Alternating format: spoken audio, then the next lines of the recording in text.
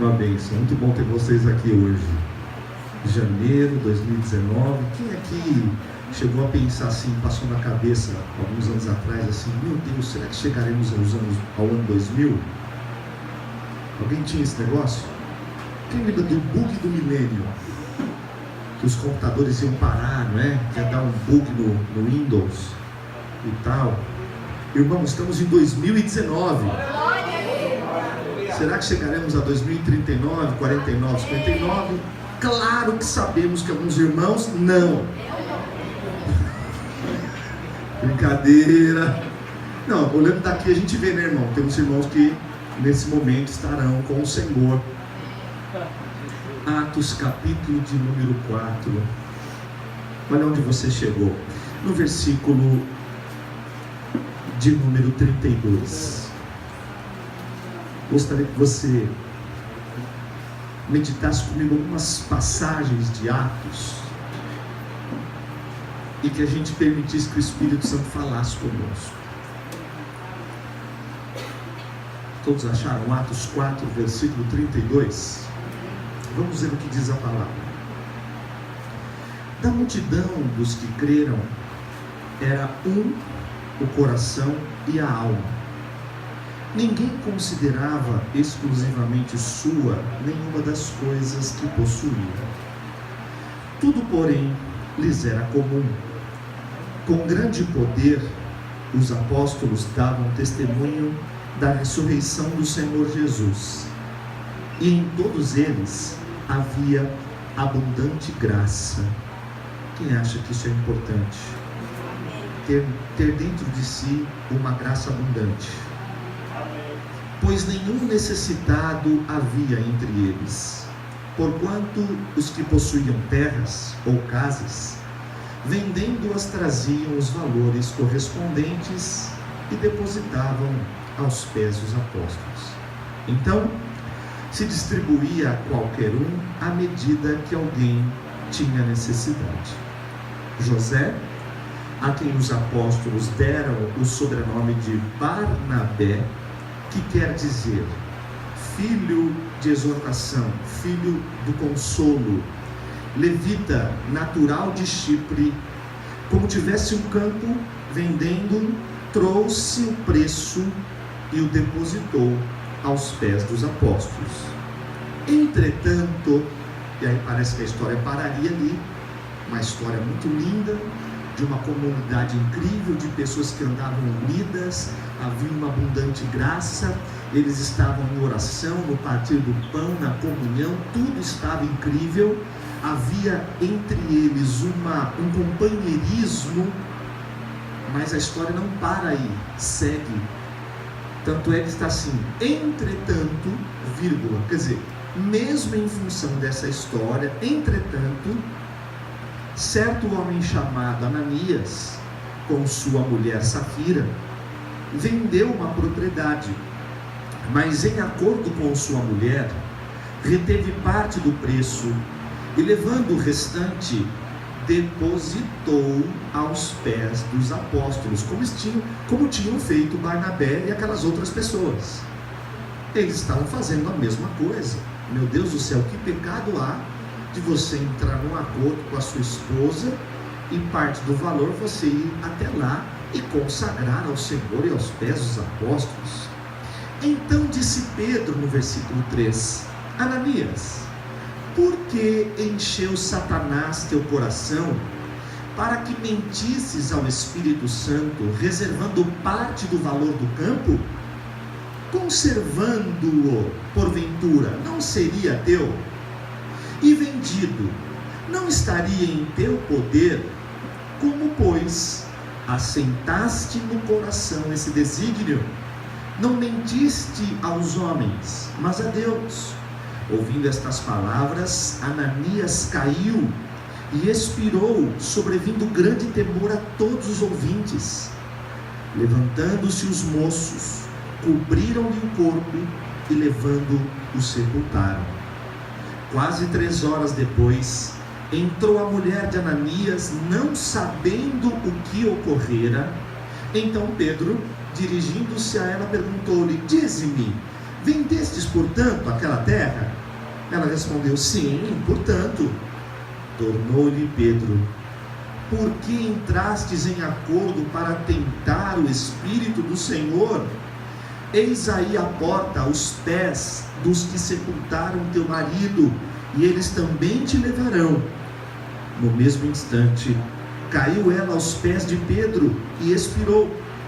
Entrando os moços, acharam-na morta, e levando-a, sepultaram junto do marido. E sobreveio grande temor a toda a igreja e tantos quantos ouviram a notícia desses acontecimentos.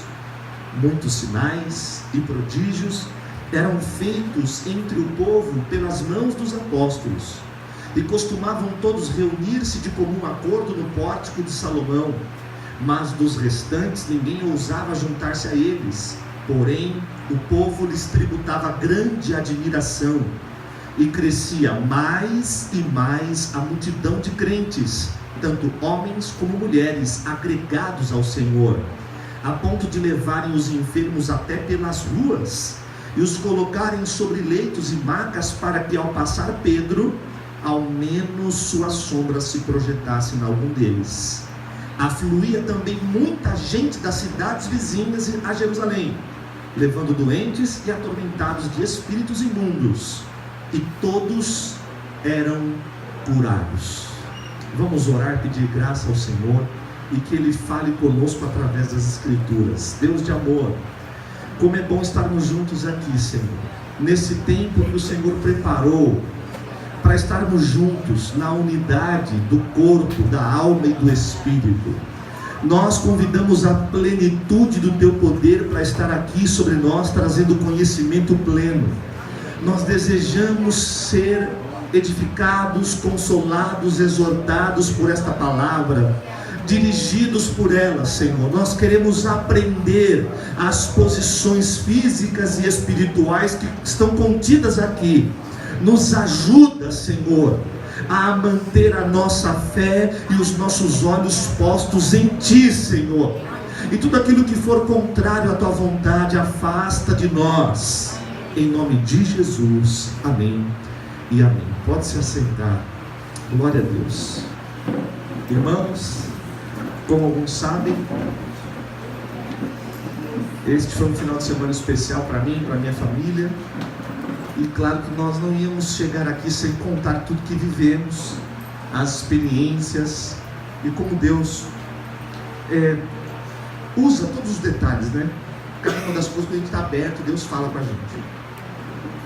Então, alguns meses atrás, pastor Valmir e pastora Mônica carinhosamente nos presentearam com uma viagem para Curitiba. Eu já tinha ido lá umas 2 vezes, mas sempre profissionalmente, a trabalho, não dava tempo de visitar a cidade, nem os pontos turísticos da cidade. Fiquei no hotel uma vez, outro dia fui embora, outro dia a gente foi visitar uma empresa de componentes elétricos, e também entramos na indústria e visitamos a indústria e voltamos. Então, dessa vez a gente foi para passear em Curitiba. Quantos já foram para Curitiba?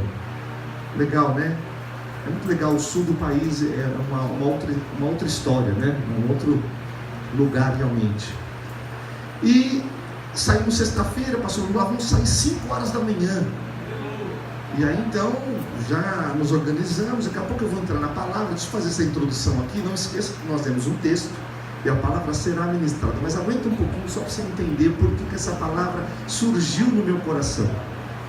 E aí então, vamos de manhã e tal. Eu levantei de manhã, quando é muito cedo, eu não consigo tomar um café tão cedo assim, né? Mas também fiquei preocupado em pegar a estrada sem comer nada, e de repente, sabe aquela coisa, você fica no meio... Quem já ficou nessa enrascada? Como um pouco, não como nada, se eu não comer vou passar fome, sabe essa situação? Aí resolvi pedir para minha esposa fazer um negócio que eu gosto muito, que é um tal de batidão,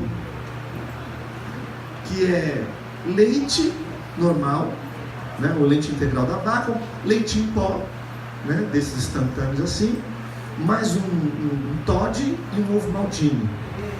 E você dá aquela chacoalhada, faz aquela espuma tal, fica um leite sustante, gostoso, quase cremoso, assim, delícia total, parece um milkshake. Tomei aquilo ali, meu irmão, é aquele alimento que você toma e que você pensa: Satanás vai usar isso. né? Você não queria, mas você falou, o inimigo vai perambular. Mas você fala, não é possível, tá tão gostoso. E aí a Carol falou assim, amor, quando você toma isso, amor, é complicado, porque acontecem alguns fenômenos naturais, biológicos do corpo, né? Leite fermenta e, você já sabe, né, irmão? Então cria gases que a camada de ozônio precisa receber, mas os irmãos que estão ao lado não precisam compartilhar. Mas eu pensei, não, mas o bacana é isso, você viajar num carro de 7 lugares, todo mundo junto, e tudo que é meu é das pessoas. Eu gosto de dividir o que Deus dá, né? E aí eu falei, não vai passar não, tá tudo certo. Entrei no carro, uma Spin maravilhosa, né, pastor Valmir? Top do top, piloto automático, o carro até fala com você, quando você desliga ele fala, atenção, se você não deixou pertences no banco de trás. Engraçado que ela nunca fala do banco da frente, ela acha sempre que a gente esqueceu no banco de trás. Enfim, meu irmão, quando nós entramos na Regis, começou um movimento estranho, e umas cólicas que eu nunca tinha sentido na minha vida, não desejo para você de jeito algum. É um negócio que vem daquela pontada, eu tentei disfarçar primeiro, eu fiquei meio de lado. E a Carol já percebeu, você está bem? Eu falei, quando você não quer responder para as pessoas, você não consegue falar uma palavra na sua língua nativa, quem está perto de você já sabe. E o pastor Valmir já percebeu, falou, se precisar parar, eu falei, não, acho que não vai ser preciso, que nada, irmão, mal. Aí a pastora Mônica deu uma ideia, falou, olha, acho que o próximo lugar para a gente parar, mas tem um matinho aí. Eu falei, não, Deus me livre, eu jamais vou precisar de uma situação dessa, vexatória, onde o inimigo vai, né, imagina. Mas eu já, irmão, estava tão mal, comecei a considerar essa hipótese do inimigo. E paramos, irmãos, eu fui daqui até Curitiba, parando e me desfazendo ao longo do caminho. Eu fui deixando rastros de DNA para todas as pessoas. Se o SSI tivesse vindo logo após a mim, eles vão saber que sou eu. Foi assim, aí então, tudo para, né? E eles, eu percebi, o gostoso de você ser pastor nessas horas é que as pessoas não conseguem debochar de você. Elas estão morrendo de vontade de rir, mas fica que, não, Deus que me deu, jamais vou contar isso. Falei, não, pode deixar que eu conto para vocês não terem que contar. Eu já vou logo me zoar para não ter problema. Então, irmão, começou aí, passei muito mal daqui até o Paraná, vou te falar. Foi uma coisa tremenda mesmo, né, pastor Ferreira? Foi tremenda.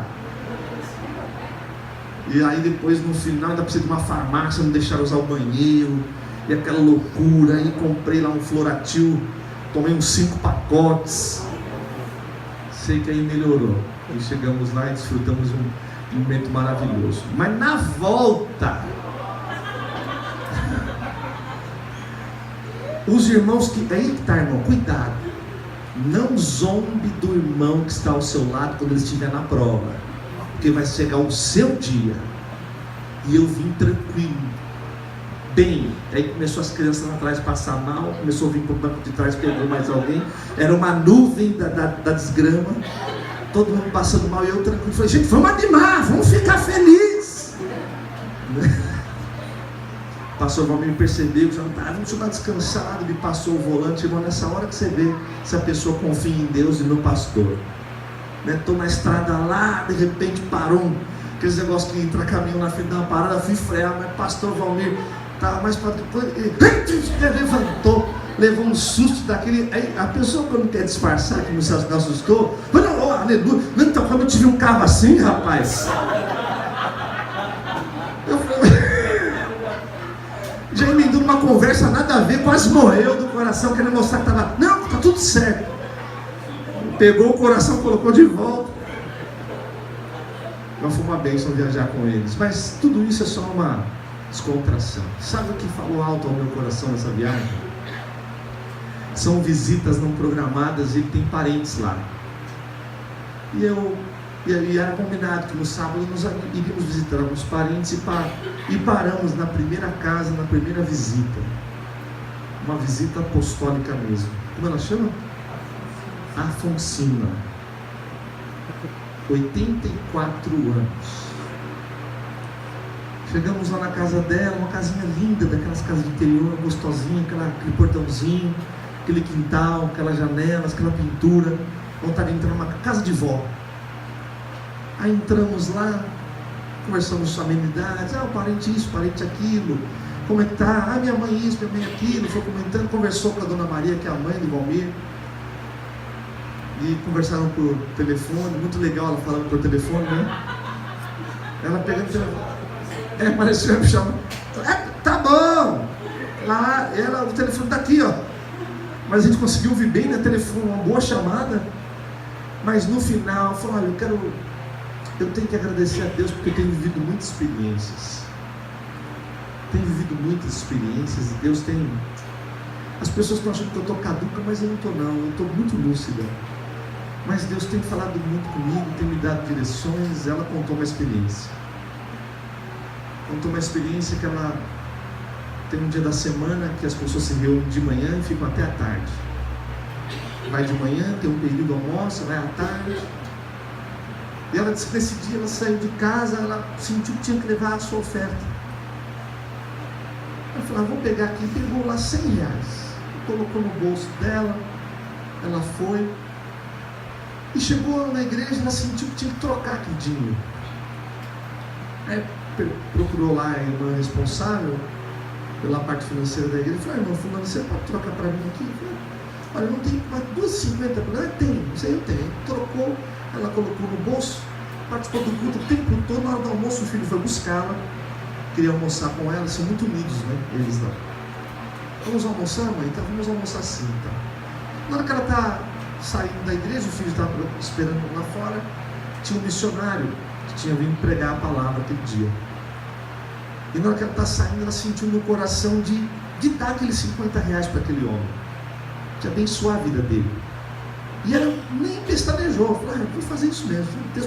Foi lá e deu para o irmão, cumprimentou. Eu dei com a mão fechadinha para ninguém perceber nada, porque eu não gosto de fazer nada que as pessoas vejam, né? Aí ela deu lá, o irmão agradeceu, ela foi embora. E depois ela foi, almoçou com filhos que vão passar no mercado, né, comprar umas coisas, umas promoções, não sei aonde. E ela foi.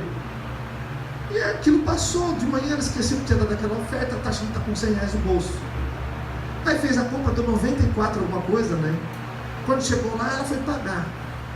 Aí ela falou, meu Deus do céu. Ela tirou do bolso R$100. E pagou, comprou, fez a compra toda, tal, R$100 que ela tinha trocado. Uma nota de 100. Quando ela chegou em casa, que ela se deu conta, eu falei, meu Deus do céu, não dei o dinheiro para a irmã. Quer dizer, na hora que eu pedi para trocar, ela me deu 2 notas de 50, e eu fiquei com... Ela ficou passada com aquilo, ficou chateada, enganei a irmã lá, vou ter que falar com ela, ficou aquilo, mas pegou, ainda dormiu, adormeceu, as irmãs foram visitá-la depois. E ela falou, irmã, me perdoa, olha, acho que eu devo ter esquecido. A irmã me deu, eu falei, não, a senhora me deu R$100, eu te dei 2,50. Eu falei, não é possível, porque... Eu falei, irmã, isso é coisa de Deus. E ela estava contando aquilo com a maior alegria de ter participado de um momento de abençoar alguém. E depois ela leu um salmo com a gente, orou por nós. Nós oramos com ela e ela esperou 40 anos um filho voltar. E agora o filho está na presença do Senhor. Falou, está mais crente do que eu, pastor. E na hora o Senhor falou comigo. Quando eu estou viajando, eu falei, eu vou esperar. Eu gosto de esperar essas coisas, porque Deus vai usando as viagens. Eu falei, bom, tem coisas boas que eu posso pregar sobre o meu aperto, que tem muitas mensagens para falar sobre isso, mas eu preferi hoje ministrar para você que Deus quer que você chegue aos 84. E como é que você vai chegar lá? Reclamando ou agradecendo a Deus por ter sido bênção na vida das pessoas? Agradecendo a Deus por ser dirigido por Ele e ainda continuar ouvindo a voz do Espírito Santo de Deus. Ela no começo, antes de encontrar o Senhor, ia para levar a neta na igreja, deixava na porta e ia embora, não queria nem entrar de jeito nenhum, e só ia para buscar. Mas um belo dia entrou, nunca mais saiu. Glória a Deus que você hoje está na presença do Senhor e Deus tem um propósito incrível na sua vida. E quando eu leio esse texto de Atos 4, fala exatamente sobre a mesma condição. Esqueci o nome dela de novo. Afonsina. É um nome bastante diferente. Afonsina, é lá de Riba, né? Hoje ela mora no Paraná, mas ela é cearense. Havia uma comunidade cristã. E aí, quer dizer, eu estava num outro estado, junto com amigos, sendo presenteado com uma viagem, conhecendo a dona Afonsina, que eu nunca vi, e podendo ver e ouvir na vida dela o Espírito de Deus se mover, e a disposição e a alegria. E no final, o Miguel viu, o Miguel entrou no banheiro, viu lá um sabonete, falou: você quer um sabonete? Ele pegou, que cheiroso, ela deu o sabonete para ele, deu a saboneteira para a Melissa. Uma pessoa aberta, generosa, que o Senhor encontre em você um coração generoso e amoroso para abençoar pessoas. Esse texto diz isso, meus irmãos, no versículo de número 32 do capítulo 4. Havia uma multidão, mas embora fossem muitas pessoas, eles criam com um só coração e uma só alma. Parece impossível, mas não é. Quando estamos no mesmo Espírito, é possível ter um coração e uma alma ligados pelo Senhor Jesus. É o que a gente chama de família. Existem pessoas diferentes, pensam diferente, mas quando você senta à mesa, as diferenças ficam para trás e você entende que o teu coração e a tua alma podem conviver. Era uma multidão, eram pessoas com certeza diferentes, não eram pessoas iguais. E eles possuíam coisas, essas coisas eram comuns entre eles, porque eles entendiam a necessidade, e havia uma abundante graça. Ter abundante graça no coração e na alma é um fator decisivo para quem quer viver em comunidade. Você tem que permitir que a graça do Senhor seja abundante em você, para que você não pense que o que você tem e que Deus te deu seja exclusivamente seu, mas que tudo que o Senhor tem colocado à sua mão serve para servir o corpo de Cristo também de uma maneira decente. Isso é importante. E aí então, havia uma decisão que você percebe que não era uma direção vinda de uma autoridade, mas era voluntário, partia das pessoas depositar aos pés dos apóstolos. Não houve um memorando, não houve um ofício, não houve uma obrigatoriedade de alguém de falar: a partir de agora, se você quer andar na igreja de Jerusalém, se você quiser fazer parte da igreja dos evangélicos dos últimos dias, isso não existiu.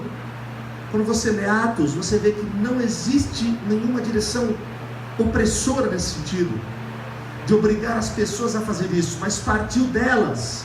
Houve uma organização social tão grande ao ponto de falar: peraí, se nós estamos juntos, caminhando juntos, vamos olhar as necessidades das pessoas e vamos tentar ajudar as pessoas que necessitam. E eles começaram a depositar aos pés dos apóstolos o que precisava ser administrado pelos apóstolos. E aí essa história, essa introdução da história, para chegar a duas histórias seguintes. A primeira história não tem nome. O primeiro momento da história é uma multidão dos que criam e faziam isso. Você não sabe quem é, quantos são crianças, são mulheres, são homens, de que lugares são. Simplesmente depositavam, está no plural. Então era muita gente que fazia isso. Aí daqui a pouco conta essa história de alguém que faz isso, mas aí eles dão um nome, chama Barnabé. José, a quem deram o nome de Barnabé, uma pessoa natural de Chipre, e que ele era alguém conhecido porque o Espírito de Deus estava sobre ele, e ele trazia consolo e exortação sobre a igreja. Era uma pessoa querida, amada, respeitada, e ele mesmo então também toma uma decisão, e ele faz o que a multidão estava fazendo. Ele também tinha lá uma propriedade, resolveu, falou: peraí, se os irmãos estão fazendo, eu quero ser exemplo também vou compartilhar. E aí então ele faz a mesma coisa, e tem de novo essa nomenclatura de depositar aos pés, que é uma atitude de rendição. É quando você reconhece, olha, está aqui aos teus pés, porque eu reconheço que você é uma autoridade que pode fazer isso da maneira que o Senhor te dirigir. Nós reconhecemos que vocês andaram com Jesus e que vocês vão fazer aquilo que Jesus gostaria que fizesse. A história até aqui é incrível, porque a multidão está fazendo, Barnabé está fazendo, então aqui nós temos Afonsinas, muitas delas aqui, muitas Mônicas, muitos Valmir, muitas Márcias, muitos Valentinos, muitas Bones, muitos Henriques, muitos Ferreiras, muitas Lídias, estão todos aqui, só que a gente não sabe o nome. De repente aparece agora Barnabé, que tem o nome, também faz, a igreja se alegra, porque ninguém estava fazendo isso para aparecer. Não havia aqui um método que deveria ser seguido, porque isso tinha que ser para todas as pessoas. A história continua e aí tem um aprendizado. Agora aparece um casal. Meu Deus do céu, a multidão faz, Barnabé está fazendo. O que você acha, amor? Vamos fazer também? Nós fazemos parte dessa igreja. Ananias e Safira estavam em casa antes do culto, era domingo umas 4h30. Eles pensaram, poxa, o culto começa às 6, nós fazemos parte da comunidade apostólica livre. Vamos hoje é um dia especial, os irmãos vão consagrar aos pés dos pastores lá. Olha, vendi o terreno. Amor, você vendeu por quanto? Vendi por 100 mil, mas só vamos falar 80.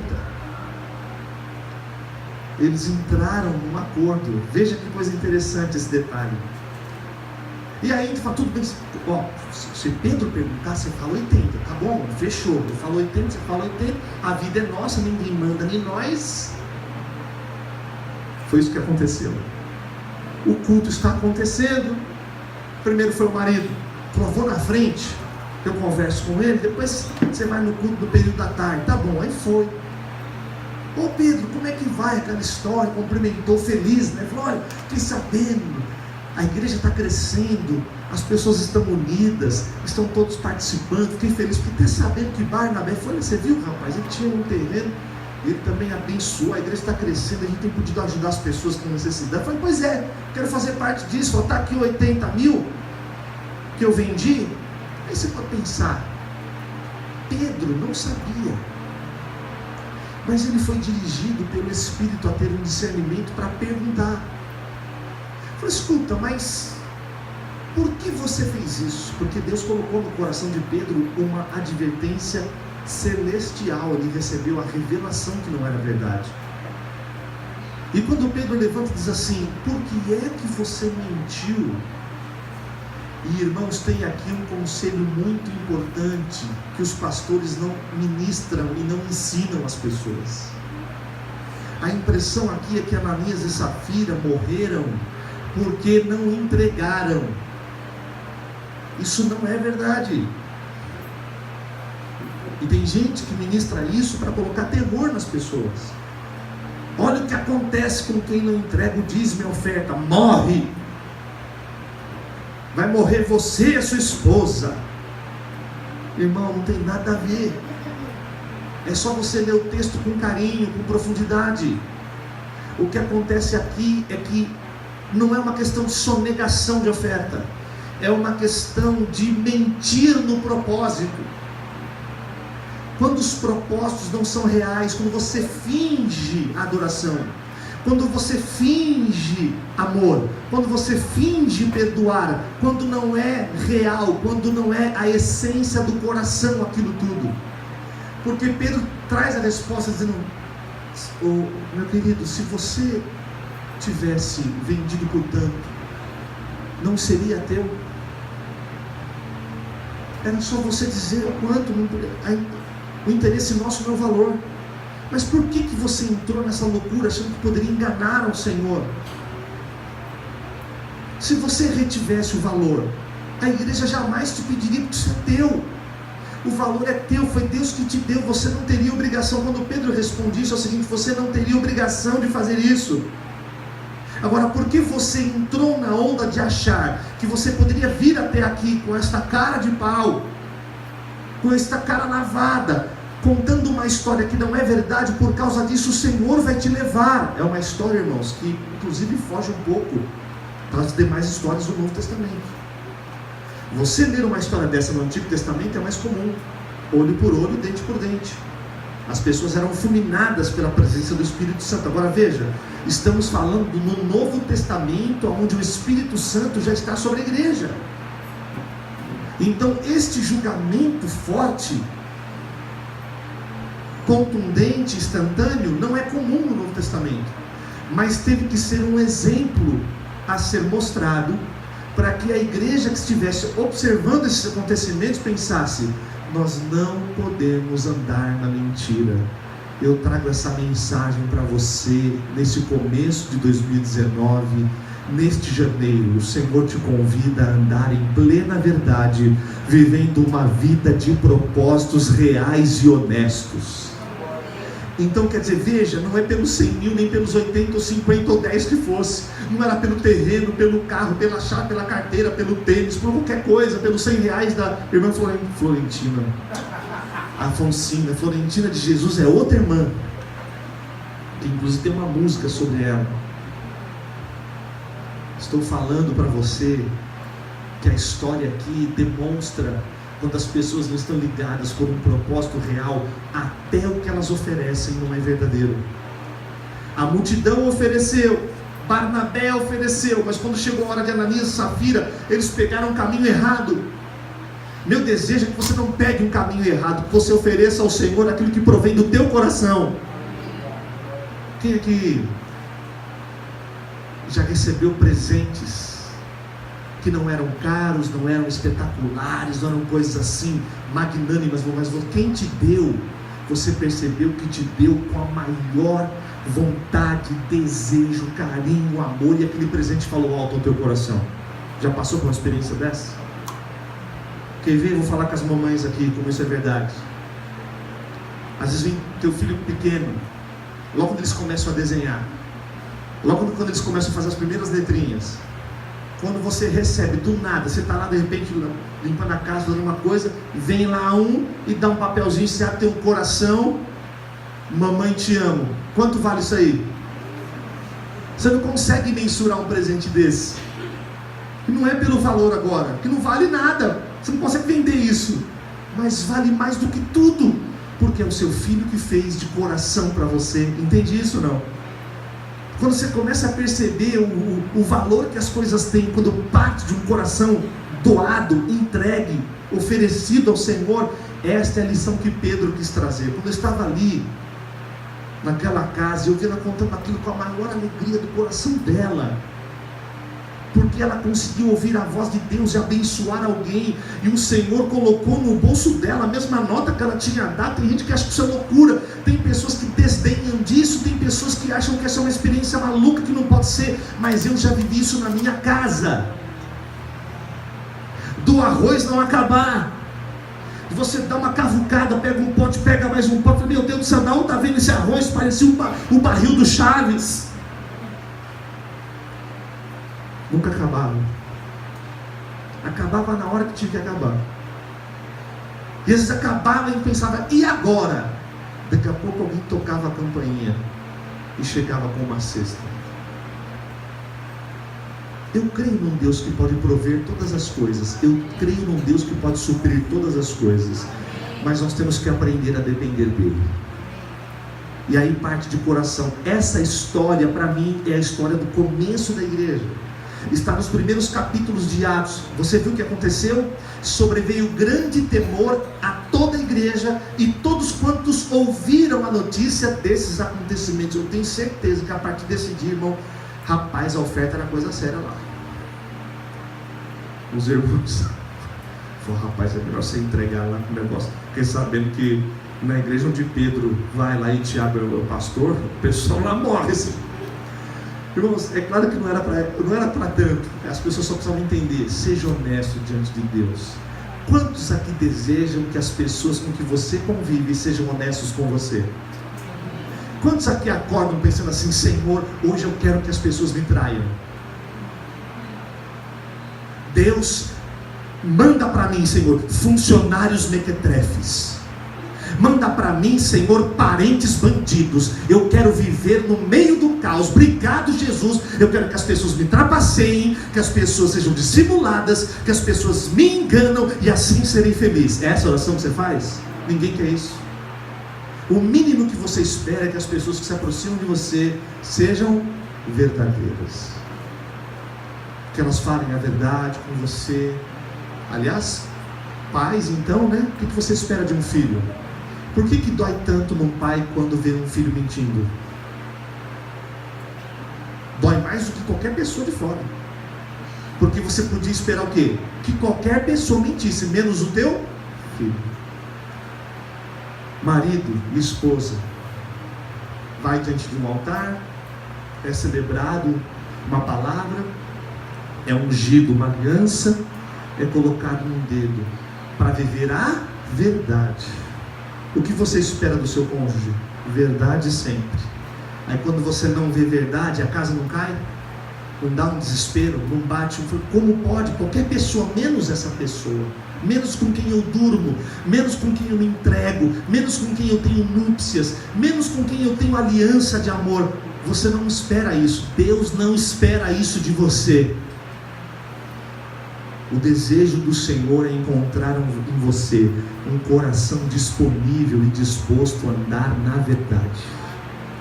E eu encerro essa mensagem falando o seguinte para você. Nós vemos duas atitudes muito claras aqui. Nós vemos atitudes espirituais e vemos atitudes físicas. Nós temos pregado isso no começo do ano de dezembro para cá, de que nós temos ministrado que o físico e o espiritual na vida de um crente precisam andar juntos. Quantos creem que isso é uma verdade? Que adianta eu só pregar a você palavras maravilhosas e quando você começar a andar comigo na intimidade, não ver aquela palavra fazendo sentido na minha prática?